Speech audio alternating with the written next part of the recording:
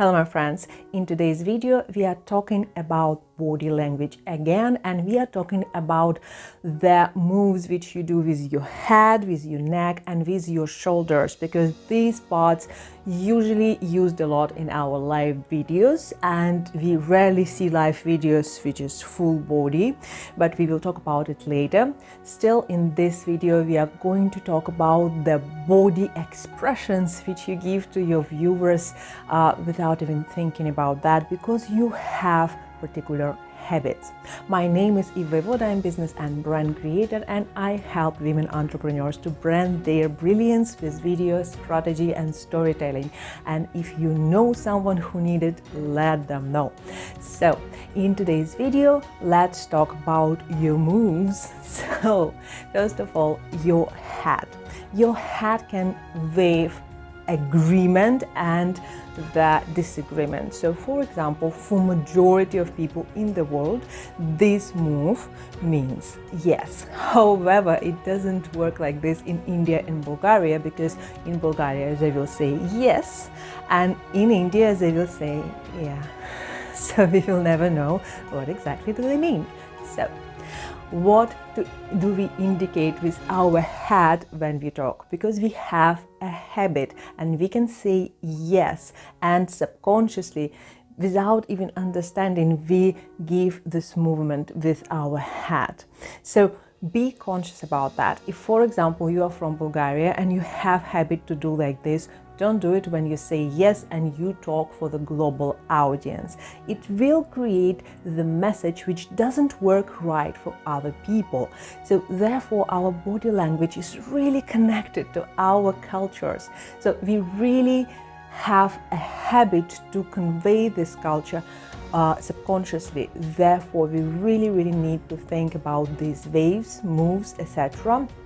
And we also need to remember that the eye contact is really important. In many cultures, it's not right to communicate to people and look them directly in the eyes. But globally, we really need to build this connection, specifically when we do videos, because this is the digital connection. We are not really present in this moment with this particular person. Therefore, the eye contact is really important. So how do you look in people's eyes? Do you do it like you're trying to dominate them, therefore you're trying to look like this? Or you're trying to be a little bit more calm and not that important, so you're looking on them from down below and you're trying to be not that important? So think about that, what kind of habits you have when you communicate to people. The healthy and normal connection with people happen on the level of the camera. So that also gives you an idea that you need to set up your camera on such a level when your eyes and your camera are aligned. So the next point, which is really important, is the way how you communicate with your hands. So hands, really important part of the body language, and when we have culture which help us or teach us to communicate with hands a lot, and we talk about South countries, we talk about Asia, we talk about many countries in Eastern Europe, when we really have a habit to communicate with hands.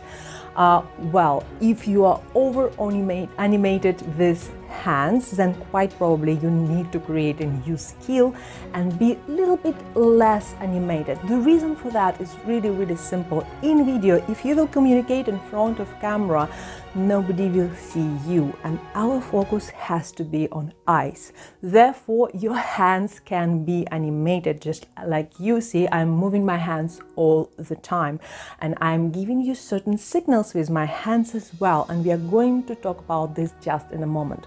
So first of all, when you have really rich gesticulation, really rich moves with your hands, be careful.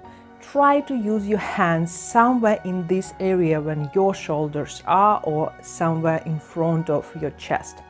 The reason for that, you will not interact with the camera with your hands, and therefore your hands will look naturally. They will add some dynamics, but they will not overpower your screen, which is really important because people need to focus on your face first of all, right? So the third and most important part about your hands and gestures and whatever you do with your shoulders and head also related to culture, because in many cultures gestures means something different.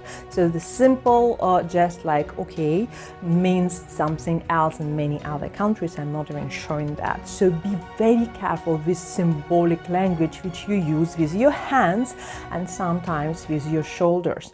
So for example, when you do the shoulder moves, like you feel like you are tense, your shoulders will be a little bit up. People will read it on subconscious level. Their reptilian brain will tell them that this person is not confident. This person have some kind of tension. This person is not trustworthy.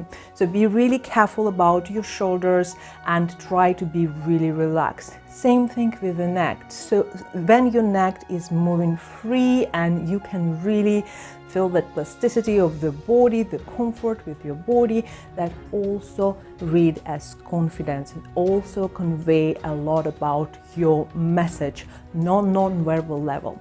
So when we talk about gestures, again, be careful and try to just move your hands in a certain way. So for example, when we talk about the open gestures, and again, this convey to people that you are really confident about your message, you really inviting people in, and you also have some ideas about that, what you're talking about. So you are an expert. So another thing that when we are really closed and we're showing this close kind of postures like this, or we're trying to be really close, or we are trying to pose on the side because, okay, we look much more beautiful when we from the side. So we are half open. It also indicates certain ideas to our viewers. They do not believe us on full 100% because they subconscious tell them, okay, this person hides something from us. This person doesn't want to give us. So open gestures are always better for the nice charismatic conversation when people trust us more. So when we open our view a little bit more, for example, like right now I step behind and you see more of my body, again opening the hands, opening the space without overpowering the space for our viewer, give them certain ideas. So for example, when I'm really far and people can see my facial expression, my body create more impact for their subconscious than my face. And therefore, in this case, I really need to communicate with the inviting gestures like this, or maybe I just have to open my hands. Again, this shows that my hands are free and I'm not dangerous. So our subconscious read all the signs, right? So another thing, when I come closer and the attention come on my face, right now I really need to care more about my facial expressions.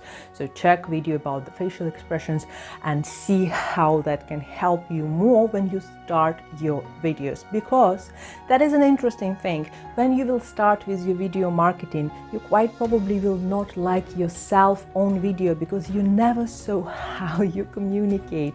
Interesting part, when you will practice daily, when you will practice with a coach, when you will learn how to create videos with guidance, you will realize how much you will change in your offline life. You will communicate more confidently, you will become a better speaker, you will be able to articulate your thoughts in a better way, and your gestures, all your body language will change dramatically. I can guarantee you that, and that will happen with practice.